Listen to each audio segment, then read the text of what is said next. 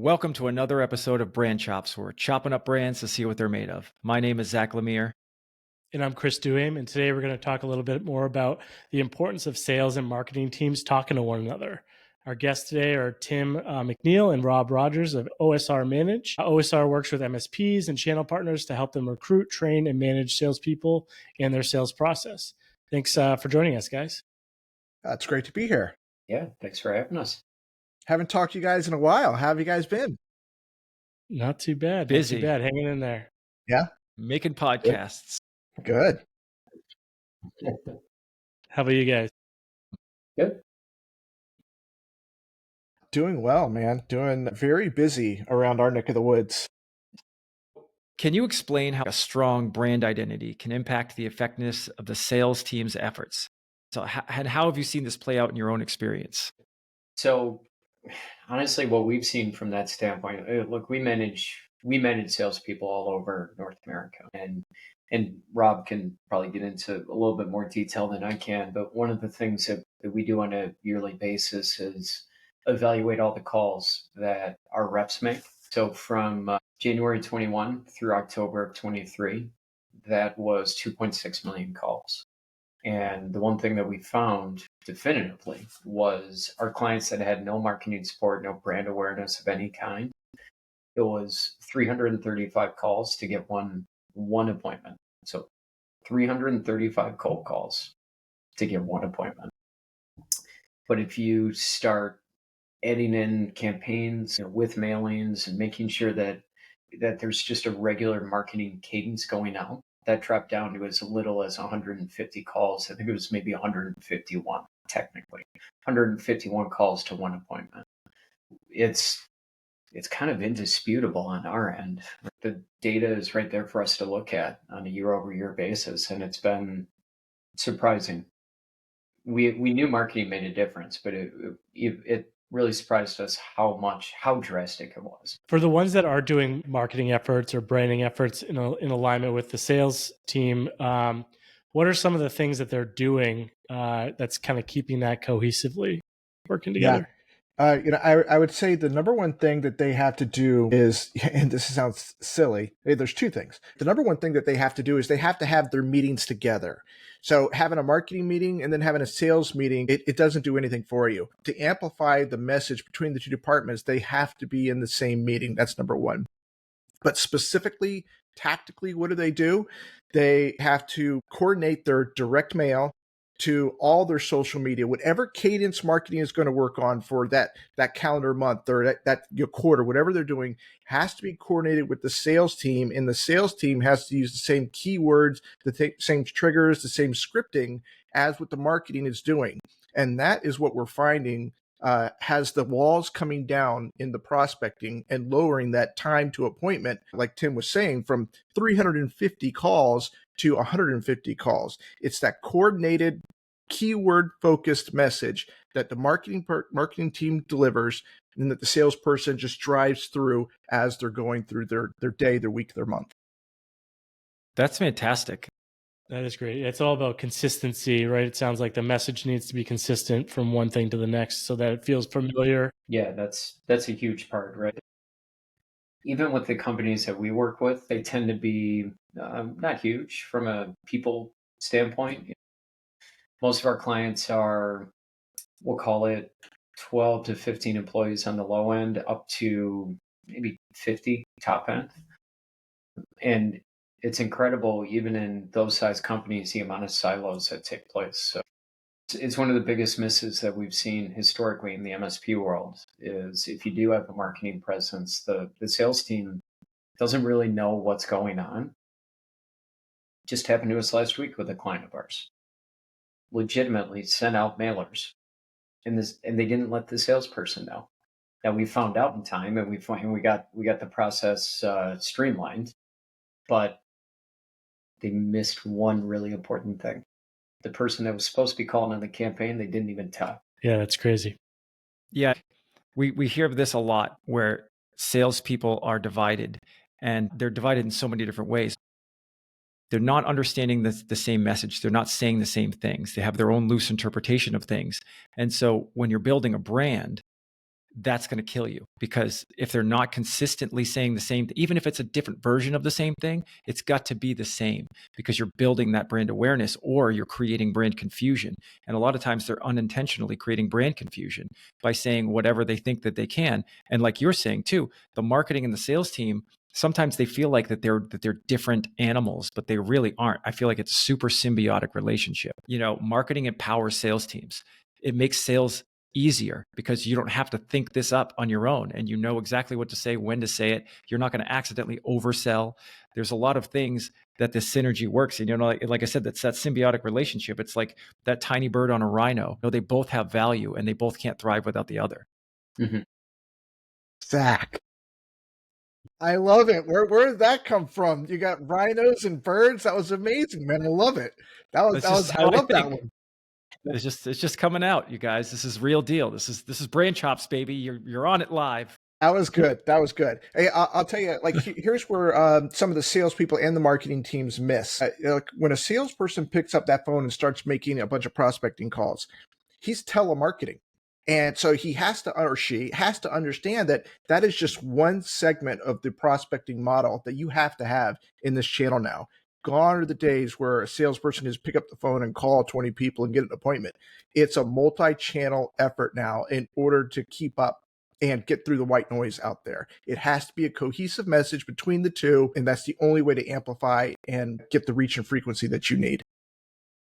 How many touches are you seeing right now in order to get in front of clients?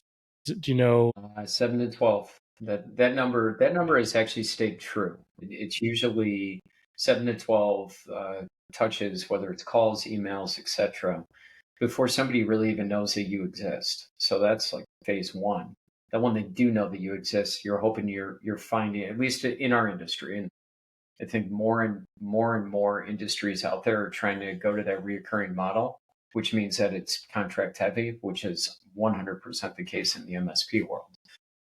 So it's 7 to 12 times to really get them to understand who you are. And then it's kind of that fishing game of, okay, are you in a contract? When does that contract end? We've found in our industry that if the contract is 6 months more out, it's probably not worth sitting with them. It can be a bit exhausting from the salesperson's point of view, but there again, that's why we think marketing and having that 1-2 punch is so critical. It used to be 7 to 12 calls. Now you can mix it up a little bit better. But there's a lot of white noise out there, so you got to make sure you're on the same page. Mm-hmm. Mm-hmm. Do you have any examples of some tools that a small business might be able to use in order to organize these efforts? Tools to organize, like the calling, like doing calling and marketing? I think it's just in general, like they should be getting on a CRM. They should be having some sort of email platform. Some of those things that you find are maybe worth looking into or checking out. Yeah, we're vendor agnostic over here, so we will learn any system that you have. I mean, HubSpot's pretty much the best out there. Like we're HubSpot fans, but if you can't afford to have that level of tool, we use several different tools here, like in the MSP industry. We like Contact Science for the CRM side. It's a CRM light side, and then it dovetails into any of the marketing cadence systems out there. Yeah, probably the best one that we know of is GlassHive that we're finding pretty good success with right now. And those together are some good ones. I'm not familiar with GlassHive. What do they do? They're a marketing. Instead of calling them cadences, they call them journeys, but it's the same thing. It's a marketing automation platform specific for MSPs, and they have a good system. We've got a fair amount of our clients, both currently and historically, they'll use from a LinkedIn standpoint, they'll use like a seamless.ai, and then they'll dovetail that sometimes into like a Dripify campaigns with the automated messaging through LinkedIn. And not that that's going to get you tens of appointments a month, but it is something that we have found to be very effective to get that brand out there to it's like Rob said, increase the reach and the frequency. Yeah, I will say, like a tool that we're investigating right now for the marketing side to assist the marketing side is make.com. If you've heard of that one, that's like a Zapier tool, but with a lot more AI and automation inside of it. Mm-hmm. to help you like blast out all your stuff and keep track of it a little better. That's one that we're finding some pretty good value in right now, to coordinate all the tactical manual labor that you have to do. You do your blog, then you put your blog up, then you put your blog into Buffer, and Buffer's got to send it out, or all those different things. It just makes everything one seamless messaging position that we're using, and we like that. Make.com is one of the things that we're finding some value in on the marketing side.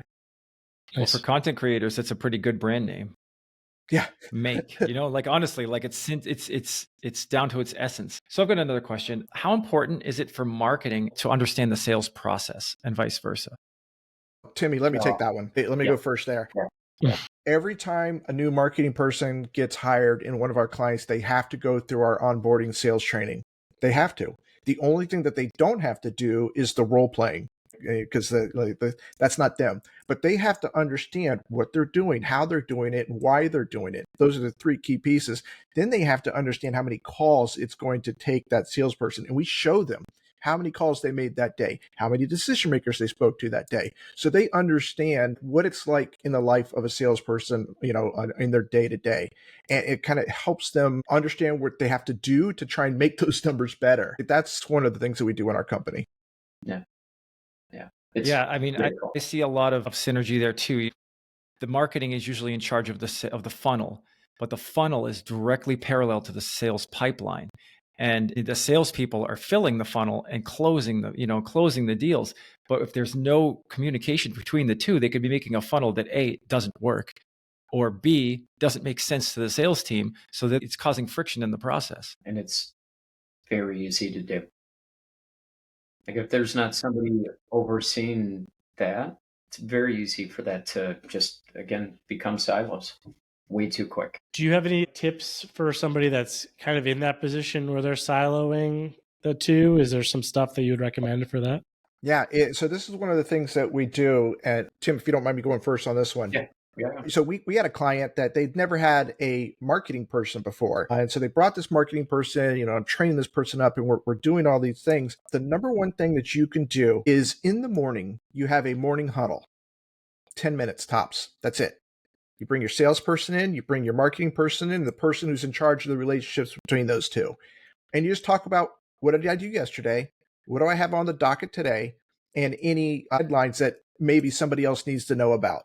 I'm working on this direct mail piece for Cybersecurity Month in October, and we're building this really cool thing for that, because you're always working 2 to 3 months out. And this is what we're going to be working on. So we need to come up with the scripting.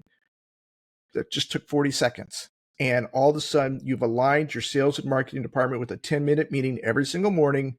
Everybody can unstuck things, and that's it. It doesn't require a huge lift, just consistency. Yeah, and that's not, if either of you or anybody out there listening, if you've ever read the Rockefeller Habits, it's really based out of that book, Morning Huddle, and this is not to be confused with, this is not a one-on-one, this is not super involved. Just like Rob said, it is, what do you have on docket for today? What did you do yesterday, or what didn't you do? What didn't you get to yesterday, and why? Good point. And then from there, it really, often it's a stand-up meeting, no more than 15 minutes, and even that's aggressive.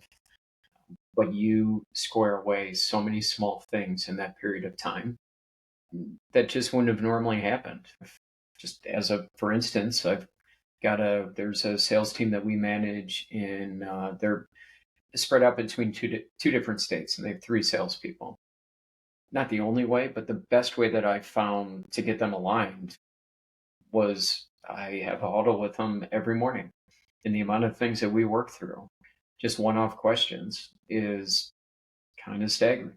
And then you insert a marketing person in there, and everybody understands what's going on all hours of the day.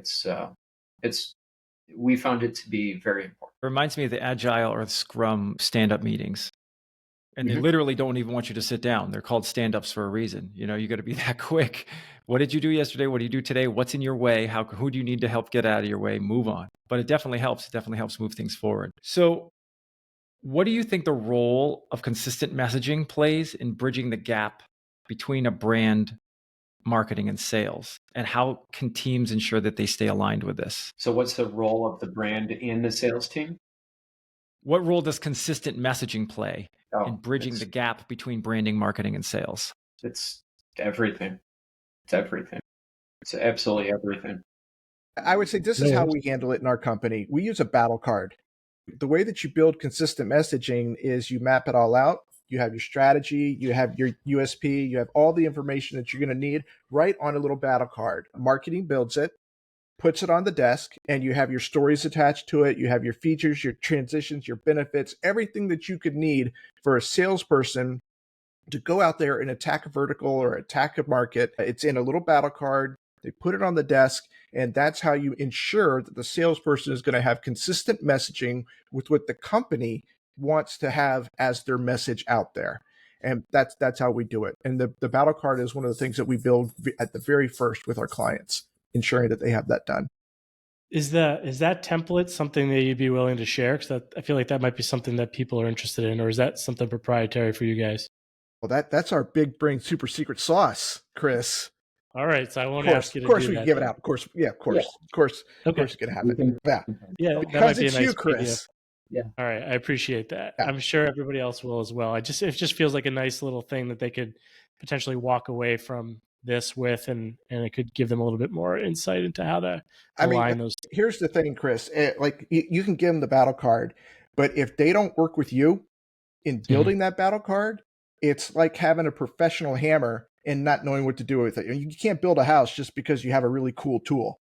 You have to actually know how to build, build and use the tool before you can actually do it.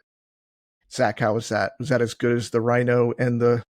It was almost as good as Of course it was. It was better. Thank you, it sir. was better, Rob. We can give you the battle card, but I would encourage people not to just try and fill it out on their own. They got to talk to a strategist to make sure that's done. So let's talk a little bit about that, because I know you guys are big proponents of the mission, vision, core values, and you guys have done a really good job with your core values as well. Talk a little bit about the importance of really aligning those first, because I think sometimes that gets skipped over. Everybody wants to get into sales, or they even want to get into marketing. They want to start a website, they want to start a blog, whatever it is, and they just don't really put any time into that foundational piece. Yeah. So that's arguably, for me at least, that's one of the more important things that you have to do. You've got to start out with your core values. First off, there's something called Lean Canvas that specifically Rob and I have used in the past. Even though we started OSR almost 11 years ago, we made a pretty big pivot to what we do now about 6 years ago, where we manage salespeople. We used to be a lead generation company. A few things I'd recommend anybody doing. If you've got a new business line that you're looking to start, or start a new company, work through a Lean Canvas. It's something that it's very systematic, and it'll help you understand the market you're going after and where you can stand out. Other thing I would do is get a business coach. And while you're doing all this, you should be squaring away your core values and in figuring out what your unique selling proposition is. If you don't know what your USP is, then you've got nothing. You've got to be able to articulate what you do in a very systematic way. That's where everything is built from. Any of your marketing documents, any of your sales scripts, your objections, they are all based around your core values and your USP. They just are. That's probably the most important thing. And when we're working with clients on a one-on-one, because we do some just individual consulting, that's where we start with everybody. Yeah. And just to piggyback on that a little bit, the core values, there's two things about core values. One, I never use generic adjectives like integrity or like anything like that. That's not a core value. That's, as our business coach says, that's table stakes. Of course, you have to have integrity if you're going to be in business. Tim and I, what we try and do is we try and break the core values into two parts. You have 2 to 3 intrinsic core values and 2 to 3, and you only want 5, 2 to 3 extrinsic. You want internal core values and you want what you're going to show the world. And they have to have meaning out there. And the way Tim and I do it is we say one of them is our work ethic, and our work ethic is par to none. And we demonstrate that by our signature line, which says "Never, never, never give up" by Winston Churchill. That's what we want to try and be when we're out there working with people. So the core values have to have 2 intrinsics and 3 extrinsic, and kind of move into the direction of being able to give an example of it. And you can never, ever break it, even if it costs you money, because your employees will never trust it. If you break it, they don't care. It's just going to be stuff on a wall. Yeah, Rob, I 100,000% agree with you. And I say this in so many sessions that we have. Don't tell me integrity. Don't tell me trust. Show me how that echoes through every instance of your business. Show me how you can make a hiring and firing decision against these laws in your business, and show me how it's not just your personal beliefs. Because I think a lot of people's personal beliefs or personal values will, for lack of a better term, contaminate the brand's values, and people can be influenced by new experiences and information. So your personal principles and beliefs aren't unflappable like they should be as a 10 commandments style core value that will lead your company into the direction that it needs to go. And again, it makes business decisions easier because it's either for your core values or against it. It's black and white. It's super easy. It's no more gray. And it's not a bad thing. A lot of people are like, oh, well, it's very extreme. No, you want this to be extreme. This is how you attract and repel the wrong people. Well, and to that point, and I know you all use it to a certain extent as well, but EOS, that's the system that we use here internally, and it's a very nice way to be able to not only grade your employees based on your core values, but your clients too. One of our core values is don't be a donkey. And we have literally fired employees and clients over the years because of that. I mean, not many, but can't break that one. Yeah. Life's too short. It has to be immutable law. Has to. Yeah. Love that. Great. All right, guys. Well, thank you so much for joining us today. If somebody wants to pull the curtain back on their sales data, how can you help them do that, and how can they best contact you? Yeah, so our website is osrmanage.com, and that's probably the best place to check us out and see what we do. We do have a contact us page on there, and if you'd like, we can include. We'll send you out the battle card so that you can include it, and all of our information will be on there as well. How about LinkedIn? Can they contact you via LinkedIn as well? Yeah. We're both on there. Rob Rogers and Tim McNeil. Yep. Well, thank you guys so much for joining us today. I learned a little bit, and I'm sure the audience learned a ton. We'll definitely put all your contact information in that freebie out there in the show notes when we post this. And tune in next week when we chop up brands to see what they're made of. See you guys. All right. Thanks. Brand Chops is brought to you by the fine people at Pivot Creative. Pivot Creative is a full-service branding and marketing agency that partners with businesses to build brands that connect so that every dollar you spend is an investment and not an expense. If you need some branding or marketing guidance, a website, a new brand, or want to learn more about one of the topics we cover on the show, please reach out to us at pivotcreative.com. If you know someone that would benefit from learning more from one of our shows, please share the episode. Visit brand-chops.com. And as always, like and subscribe if you find this content to be helpful. See you next time on Brand Chops, where we chop up brands to see what they're made of.